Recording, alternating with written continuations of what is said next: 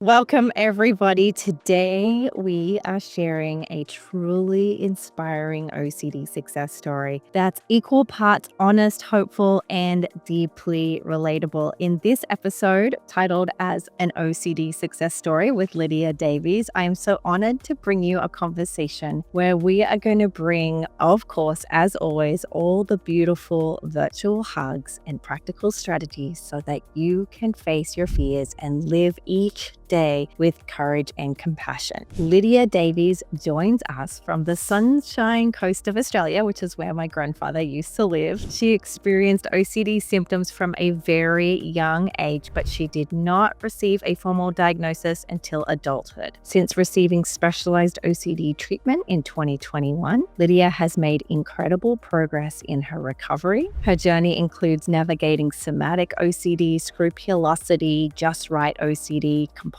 skin picking, also known as dermatillomania, and intrusive sexual thoughts, just to name a few. In this episode, Lydia is going to share the ups and downs of her recovery, the tools that helped her most, and how she continues to find healing through creative expression. Let this be a reminder: recovery from OCD is possible. And while the path may be bumpy, you do not have to walk on it. I'll say that again. While the path may be bumpy, you don't have to walk it alone. So let's dive in. Welcome, Lydia.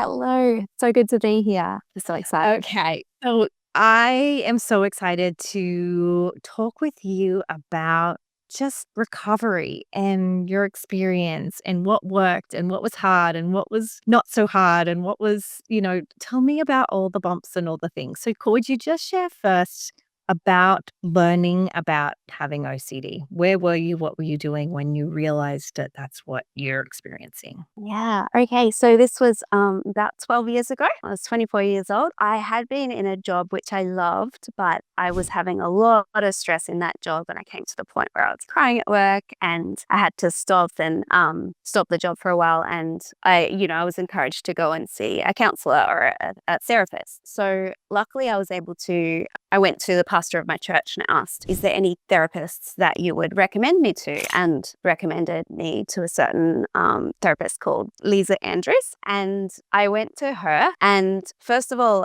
she was lovely. But I was talking to her about, my stress with work and all those current things I was going through.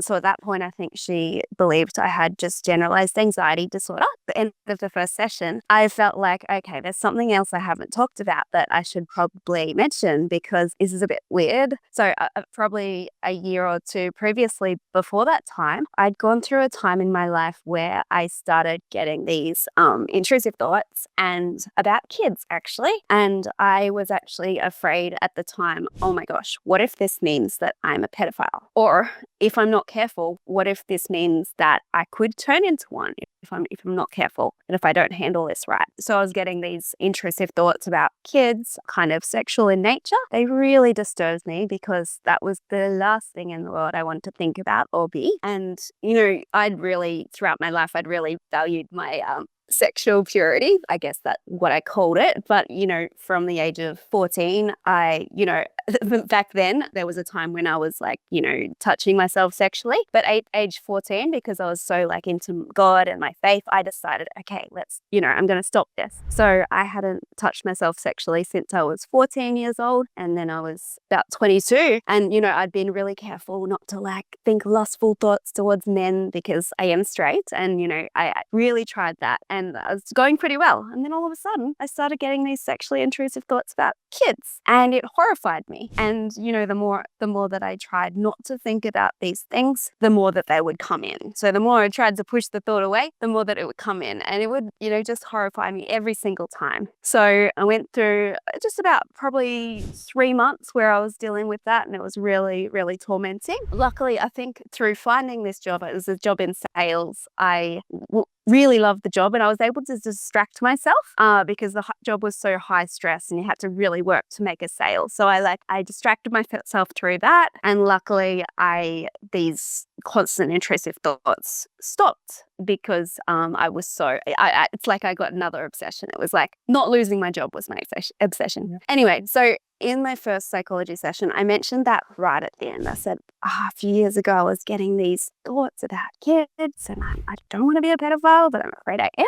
And it was right at the end of the session. My lovely psychologist was like, okay, thank you so much for sharing that. We'll talk more about this next week. I was like, okay, all right. I wonder what we're going to talk about next week. So like it's going to be a long week now until that session, until we can. Yeah, so I came back the next week and she was really lovely and she'd printed out some paper, that would help me. It was an article by Dr. Jeffrey Schwartz about the 4 steps and it was about OCD. And so she was saying to me, like, when you get these kind of thoughts, just relabel it and say, it's not me, it's my OCD. And I was like, are you implying that I have OCD? And she's like, yeah, kind of. Basically. And I was like, oh, well, that actually makes sense because, I've always kind of related to this thing called OCD, but I never really wanted to claim it. Like I'd heard of, OCD being about neatness and perfectionism and washing hands and being compulsive. And I kind of knew I struggled with that, but for a long time I was kind of in denial. Like I was like, I don't want to be one of those people. So I kind of knew in the back of my mind I have it, but I didn't really talk about it. So when she mentioned this might be OCD, I was like, that kind of makes sense. I wonder how she'll work that out. But then I found out that with OCD, you can get sexually intrusive thoughts and like about things you don't want to, and also violent intrusive thoughts, and also that the thoughts can be religious in nature. And for a lot of my life, I'd struggled so much with being like religious OCD and just really focusing on the Bible too much and being really, really afraid that I was going to hell.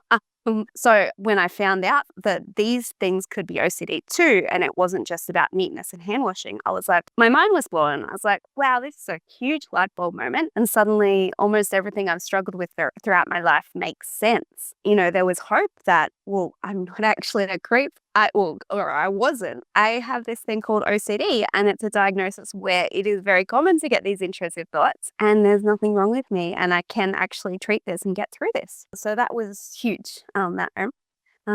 Were you at all, were you only happy or were you only relieved, or did you feel other emotions as well when you got that diagnosis? Well, I think at the time, I was mostly just relieved and kind of fascinated. I think, I didn't want to claim that stereotype of I've got OCD because I didn't like the stereotype. But when I found out that OCD was all these other things as well, I thought, oh, wow. And it was almost like, it's not that I went around telling everyone I've got this diagnosis called OCD, but it was like I was relieved I'd found out about it. And I think because I was in a time in my life where I was into problem solving and self-improvement, it kind of just made me excited and made me want to overcome this. And yeah, so for me at the time, it was mostly just kind of fascination and excitement and motivation to overcome it. That's great. Now, did you continue treatment with her? What was the treatment like from there? Yeah. So I saw my lovely psychologist, Lisa, for 8 years. So we did do a little bit of work with OCD, but Lisa wouldn't fully call herself an OCD specialist. So although she was helpful in helping me with my OCD, it wasn't until years later when I started seeing Dr. Emily O'Leary from the OCD clinic in Brisbane. That was when like the real OCD treatment started. So like exposure and response prevention, facing it head on.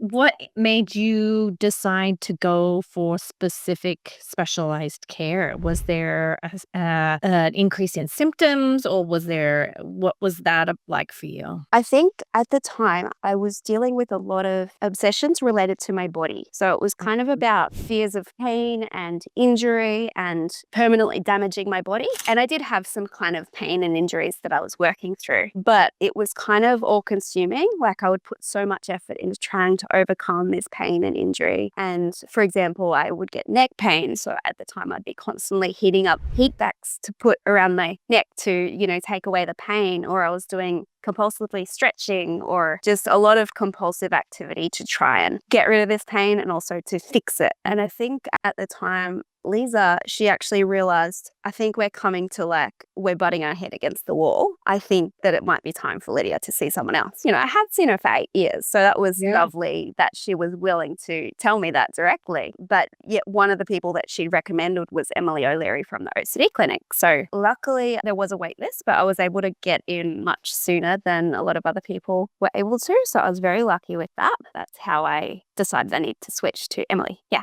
Amazing. So for the listeners who might be early, let's say, in their decision to start ERP, whether they're with a therapist or some kind of self-led program, what was that learning curve like for you? So it sounds like you had some education in it. What was your, if you were meeting ERP for the first time, what was that like? Well, luckily for a few years then, I'd already been listening to the OCD Stories podcast. So I had learned a lot about ERP and what it really takes to overcome OCD. I'd also been listening to your podcast, Kimberly, which I absolutely loved, and it was very inspiring. So yeah, I was really learning a lot through listening to podcasts. And at certain points with my old therapist, Lisa, I was kind of almost questioning her, kind of being like, oh, Right. I've heard through the OCD stories that they say this, but you're saying this. Right. So yeah, I think at that point I was ready to actually face it head on. It did take me a long time to get there though. So at least I was ready for it. Yeah. And I knew it wouldn't be easy, and I knew I'd have to do terrifying things.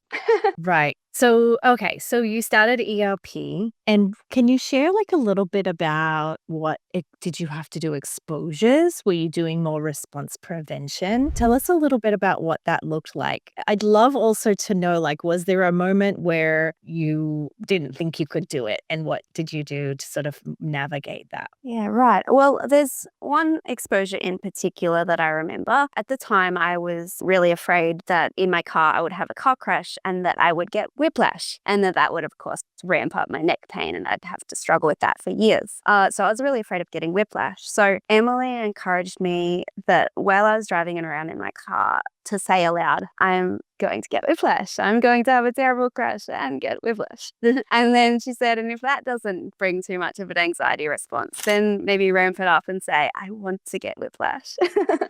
So she encouraged me. Yeah. She also encouraged me to Google whiplash and find out what happens when you get whiplash. So I went home and I did that, and I was like, oh, I'm going to be triggered. Surprisingly though, I Googled it and I was like, gosh, she's not as bad as I thought it was. But was How you Googled before? You weren't compulsively Googling.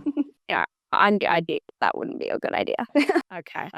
Yeah. Interesting. And so so you're driving around, so obviously you didn't stop driving. It's not like you were avoiding it, but it was very anxiety provoking for you.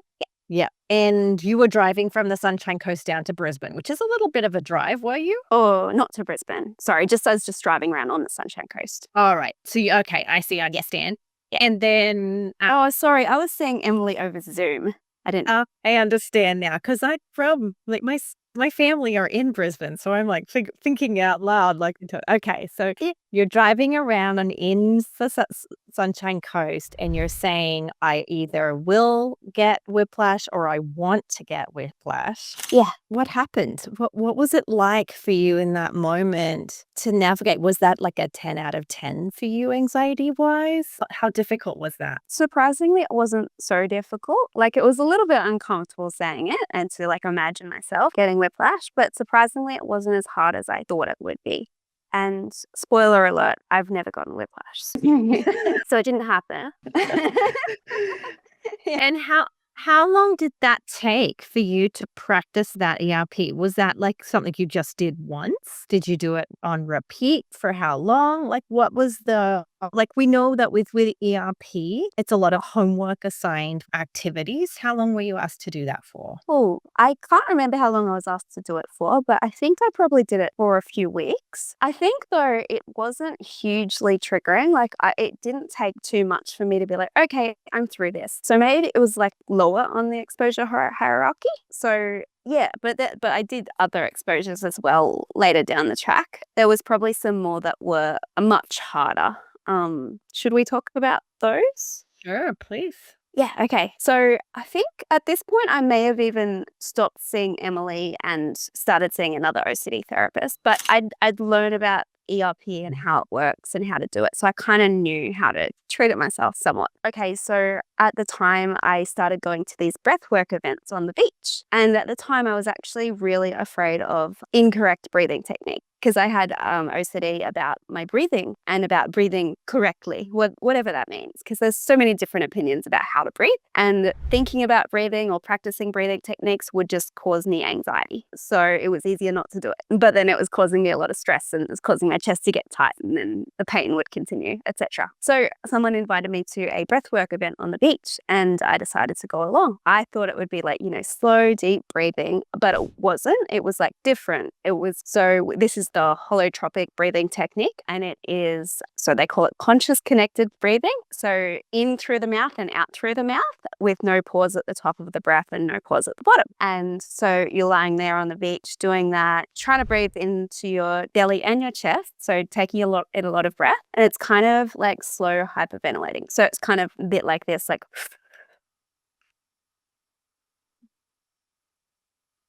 yeah, so about 10 minutes was how long we did it for. Anyway, I was lying there. I was like, okay, this isn't correct breathing technique. First of all, it's mouth breathing. I was taught to breathe in through the nose. Second of all, it's like breathing in the chest and the belly. So it's like it's chest breathing. That's bad, right? And thirdly, it was like slow hyperventilating. And of course, hyperventilating is kind of what you do when you're having a panic attack. So Right. I was kind of like, why are we doing this? But I'm Yeah. like, I knew that this would be a good exposure for me. So I decided to do it. I kind of held back somewhat, but I was lying there. I was so triggered. My feet were like clenching up. And luckily, the facilitators on the beach, one of them was really supportive and I felt kind of seen and like safe. And at least there was a supportive person around me. But yeah, I got through that. I was really triggered at the time. But then, later the guy on the beach, he gave me the most beautiful hug afterwards and he was so supportive. And then my mood just shifted. Like I was just like, I feel great now. And at the time I was surfing and I went for a surf afterwards. I had the most fun surf.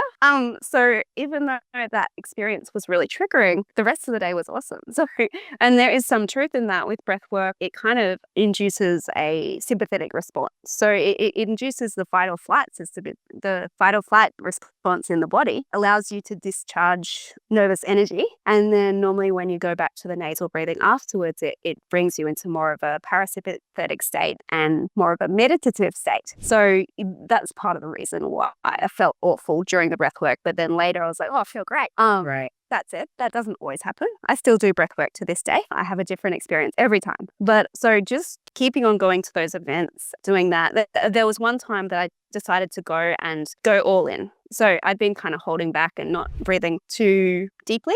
But this time I'm like, okay, I'm just going to do it how they say. So I committed. And I was thinking, okay, even if I get a panic attack, I'm just going to like keep going because, there's supportive facilitators around me and they will support me and I will be okay. Plus I had a massage booked in the next day because, I was compulsively getting massages at that point to take away the pain. But I thought if I get my chest gets tight and all that, I will just go and see my massage therapist, right? Fix me. Right. Yeah.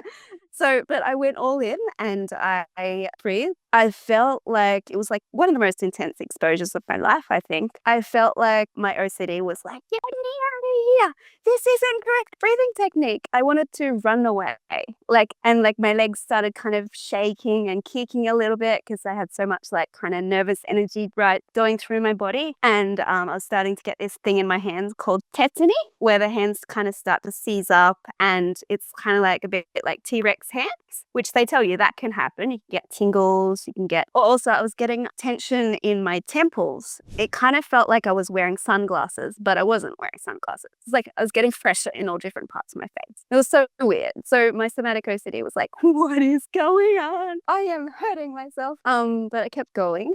And I didn't have a panic attack. And then after the 10 minutes, we went back to the normal nasal breathing. And then soon after that, the the tension left my hands and I went back to normal. And then I was lying there and I started kind of like kind of smiling a little bit and just getting like, I can't believe I just did that. I'm such a badass. You really were. I've done a little bit of breath work and it actually did feel like I was inducing a panic attack. It was like a hyperventilation. I was dizzy, I was sweating, I felt sick, but I did feel exhausted afterwards, like I'd had a panic attack, even though I technically wasn't, but I think my brain thought I was. So that's really interesting. So what was it that made you raise your hand to face that fear? You could have just not gone. You could have just practiced. Like, why would you have done that? Was it because you were trying to overcome OCD, or did you have a value that you were trying to lean towards? Like, what was it that it sounds like you were doing that kind of based on your own decision, not that a therapist had advised you to. You came up with that exposure on your own.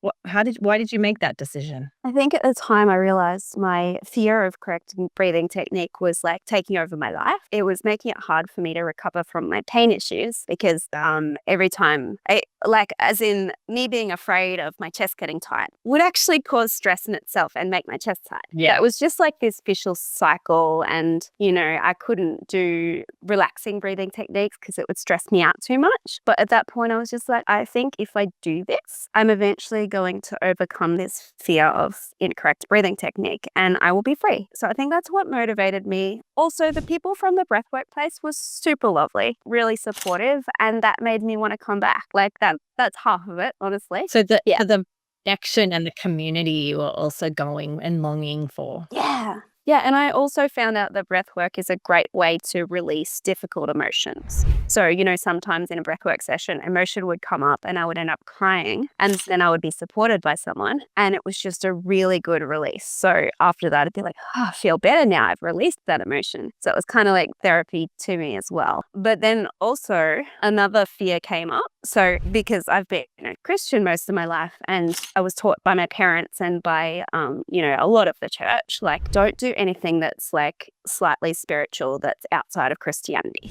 So, don't do yoga because yoga has Hindu roots and, it's spiritually dangerous. So at these breathwork events, the practices themselves weren't necessarily spiritual, but the people who went there were kind of more of the kind of new age philosophy. Yeah. And so I was just more exposed to that. And then I started going to a different breathwork company, which was a little bit more on the spiritual side. So at that point, I was like, I've been taught that this is spiritually unsafe. If I go to these events and, put myself in a vulnerable position by doing breath work and then open myself up, like I might be welcoming something in that is spiritually unsafe. So that was a secondary fear I ended up facing. And that was in ways even scarier than the first fear. Yeah.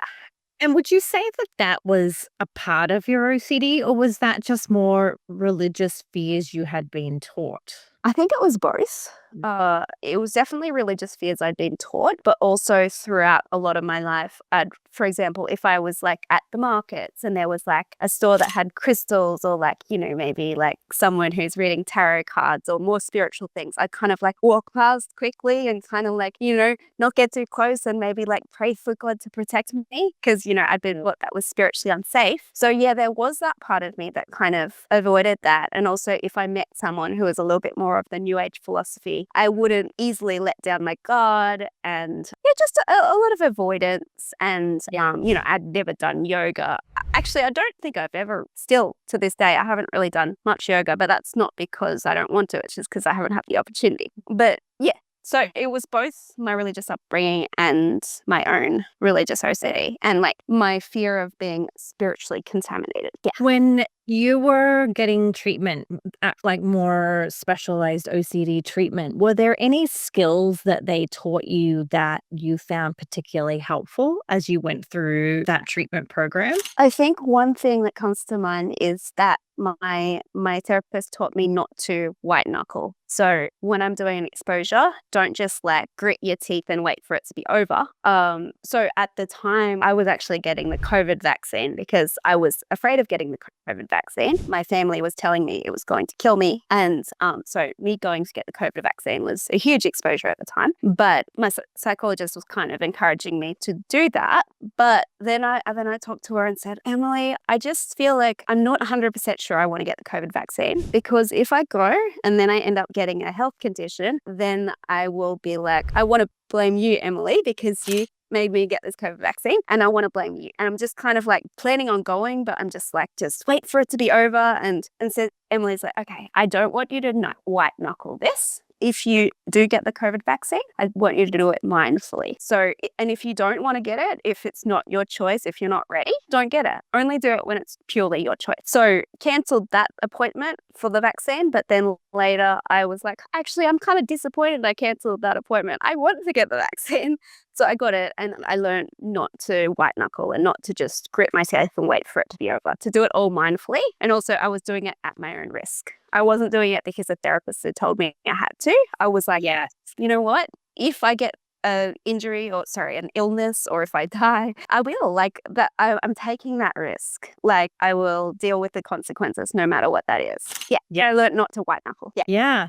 Which is so great, because it's something we always share in our informed consent at the beginning of therapy, like that we'll never have you do anything that you don't want to do, that we'd never have you do anything that we wouldn't do ourselves, that this must be based on your values. So I'm so glad that you had that conversation. Instead, what did you do specifically instead of white knuckling? Because I know a lot of people don't even know what to do. Like, if I'm not white knuckling, what am I doing? What would you say to that? Well, I'm not sure that this relates to my experience with the COVID vaccine, but later, after I was doing the breathwork events, I also started testing out ice baths. Ice baths were a thing that really taught me how not to white knuckle. So I started going in ice baths that were like, close to 0 degrees Celsius, like so close to freezing. And I learned to just surrender to the ice. So when you're in there, you like put almost your whole body in there and just don't try to fight the ice, just surrender. Relax those muscles as best you can, of course. And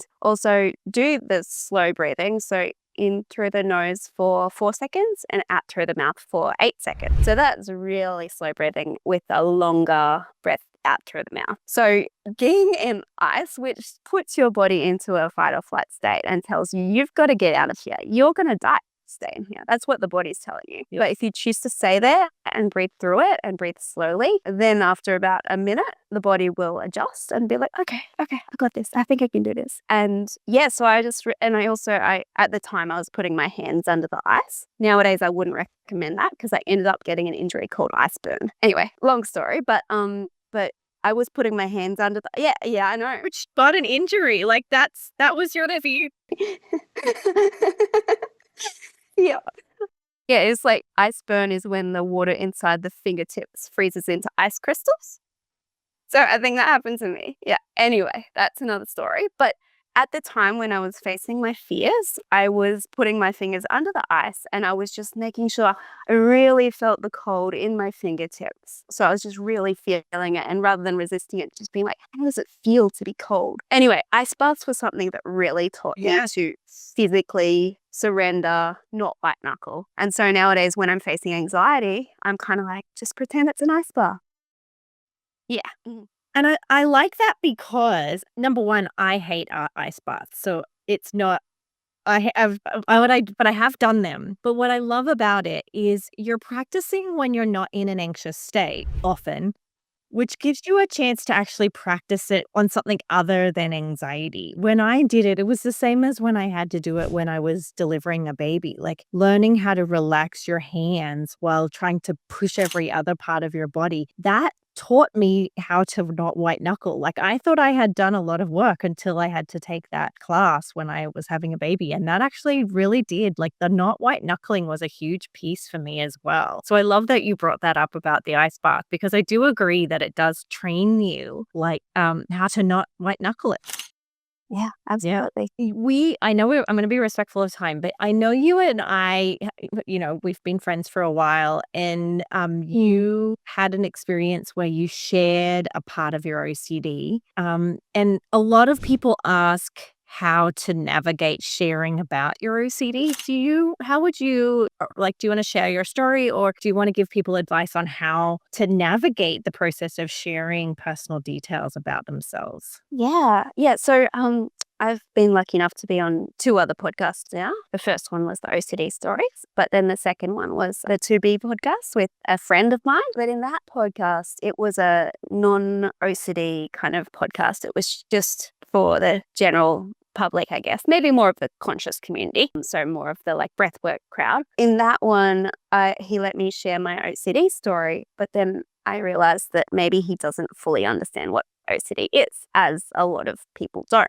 There's this stereotype that OCD is just for clean, neat freaks and cleaning, but there's this all intrusive thoughts. A lot of the general public don't know that that is OCD. So I chose to get really vulnerable in that podcast, and I shared that when I was 22 years old, there was a time that I was really afraid that I was a pedophile because I was getting these sexually intrusive thoughts, and, it horrified me. So I shared that on the podcast. Some friends of mine actually ended up listening to it, and unfortunately they didn't have the best response. They were kind of telling me that maybe I was unwise in sharing that maybe people would listen and assume that I actually am a pedophile, almost like because they were Christians, and I'm a Christian as well, but they kind of said, you mentioned that you're a Christian and that you dealt with those thoughts about children. What if, people who aren't Christians listen, and then they hear that, and then they think, oh no, Christians are weird. They've got like pedophilic tendencies. So they said that, and I was kind of like, yeah, because and almost also my friends, they didn't really understand that this wasn't something current I was going through. It was something I dealt with when I was 22, just for a few months, and then nowadays I don't deal with it at all. My friends said that wasn't clear in the podcast, and people might assume I still deal with that. So basically, they were saying it's unwise to share that, and like you could put yourself at risk, and also basically basically making Christians look bad. That's how I interpreted what they said anyway. So that really rocks me. It was really hard hearing that. And also just knowing that my friends had listened and that they'd had that perspective. I felt so ashamed, and just just even though I knew that I'm not that person, I felt like, oh, they perceive me to be maybe kind of almost like if I wasn't careful, they thought that maybe I could turn into that. So yeah, that was really hard, and probably for a few months I battled with that, and just, was I wise sharing that? Was I silly? Also, I remember, Kimberly, we were on a Zoom call together. It was an OCD in Australia Zoom call, which I love. But at the time I was having a big trigger with my friends, and I was in tears on the Zoom call, and I know that you saw me visually very, very triggered. So yeah, so encouraged me, and it's taken a while to heal it, but I think I'm getting there. But even in sharing this episode, with you, I was thinking, should I mention this again? Because this will probably go on YouTube. If people look up Lydia Davies, they'll probably find me, and this will be there for the rest of my life. So what do I do? And yeah, so I decided, what? I really, really think that this needs to be talked about. The reason people don't know what OCD truly is, a lot of people don't talk about this because they don't want to be, cancelled. And yeah, I felt I don't think I was cancelled, but I felt some effects of shame when someone reacted not in the best way. So, but then I came to the point where I'm like, one of my biggest values is helping others who have OCD get better from OCD, to spread awareness. So I want to keep doing this because this is important to me. And I would hate it if it caused me to struggle to get jobs in the future because people misunderstood my story. But more than that, I really want to help people with OCD. And almost I feel like if someone listened, then they found out, oh my gosh, I'm dealing with OCD, that could potentially prevent a suicide. Because, unfortunately, sometimes people struggle with these intrusive thoughts, and they assume that they're a horrible person and that the world would be better without them. So that would be an absolute tragedy if people kept on doing that just because they didn't realize that they had OCD. So that's why I want to share. Yeah. Makes me teary, and I'm just so proud of you because there. And I will tell the listeners, like, as we were prepping for this, you're like, "I think I'm gonna do it," and I really believe in it, and I was just so proud of you. Like, you're really so incredible and brave and walking the walk and you're not just talking the talk, and so I'm just so grateful. That is a perfect segue for you to share with us about how people can hear about you, because I know you do help so many people with OCD. So will you tell us about the work that you do and how they can get hold of you before we finish up? Yeah, absolutely. Well, firstly, you can find me on my Instagram. My Instagram is Lydia Davies _creative, and my name Davies is spelled Davies. So there's that one. And also, I manage a support group once a month. So I moderate a support group. It's for people with OCD. I love doing that. I've done that for a few years now. It's through the company paywhatyoucanpeersupport.com. So if you go on that website and you scroll down to the support group OCD and Intrusive Thoughts, you can book into the Friday night one. It's Friday 7 p.m. US Eastern time, and I get to moderate that once a month. So I normally attend most other weeks and someone moderates it, but I get to moderate it once a month. But I'm just saying, if anyone wants to join me on that support group, I would absolutely love that. Yeah, so you're most welcome, or you're welcome to reach out to me on Instagram. I love it. And I've that's how I sort of met you, and we're doing our group for the OCD. You're always coming in off of that support group, and it's so you're like glowing and sparkling after those calls. I could tell it's something that you're really passionate about. So thank you so much. I am so grateful for you to be here. I know for people who are navigating ERP, it's scary, and you really do a beautiful job of sharing like how you did it with support of specialists, but also by yourself. Like, you made a lot of those decisions. You just decided on recovery over and over and over and over again. So thank you so much for sharing your story here. Thank you so much for having me on. Yeah, been wonderful.